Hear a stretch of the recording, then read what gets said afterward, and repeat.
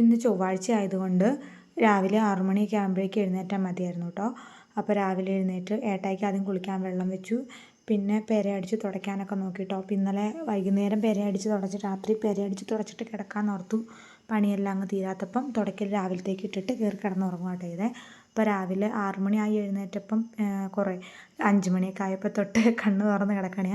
ഇങ്ങനെ കിടന്ന് 6 മണി എഴുന്നേറ്റപ്പോൾ പിന്നെ വേഗം പെരയടിച്ച് തുടച്ചു. അമ്മച്ചിയും ഓടി എഴുന്നേറ്റു. മുറ്റമൊക്കെ അടിച്ചു വാരി.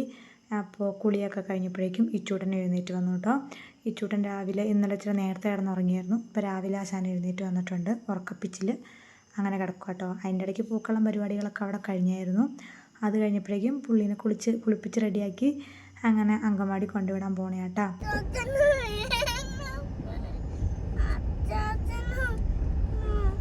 ഇങ്ങനെയാട്ടോ അങ്കൻവാടി കൊണ്ടുവിടാൻ പോണത്.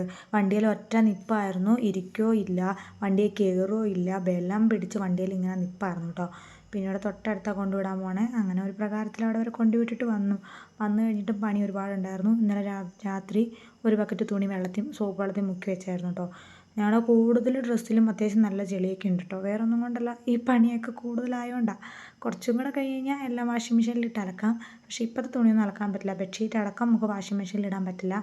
മുറ്റം പണിയും കാര്യങ്ങളൊക്കെ ആയിട്ട് ആ ചെളിക്കടയൊക്കെ നടന്നിട്ടാണ് ഇച്ചൂട്ടൻ വന്ന് കയറണത്. അപ്പോൾ അതുകൊണ്ട് ബെഡ്ഷീറ്റിലൊക്കെ നല്ല രീതിക്ക് ചെളിയുണ്ട് കേട്ടോ. അപ്പോൾ ആ സോപ്പ് വെള്ളത്തിൽ മുക്കി വെച്ച് കുതിർന്ന് കഴിയുമ്പം രാവിലെ എടുത്ത് അലക്കുവാട്ടോ ചെയ്യണേ. എന്നിട്ട് ലാസ്റ്റ് ഊരിപ്പിഴിയണത് മാത്രം വാഷിംഗ് മെഷീനിലിടും.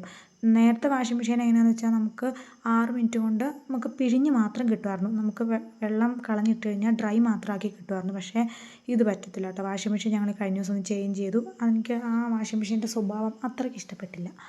നമുക്ക് അലമ്പി പിഴിയണ പോലത്തെ പരിപാടി, റിൻസ് ആൻഡ് ഡ്രൈ മാത്രമേ പറ്റത്തുള്ളൂ കേട്ടോ. പിന്നെ കുറച്ച് മീൻ കിട്ടിയിട്ടുണ്ടായിരുന്നു. അത് ഏട്ടായും ഈ കൂട്ടുകാരോ കൊണ്ട് കൊടുത്തായിരുന്നു കേട്ടോ. അച്ചാച്ചനും അമ്മച്ചും കൂടെ നന്നാക്കി തന്നു. പിന്നെ ഞാനത് വറക്കുക കേട്ടോ. അനിയത്തിനെ ഫോൺ വിളിച്ചുകൊണ്ട് നിന്ന് കഥ പറഞ്ഞ കേട്ടോ വറക്കണത്.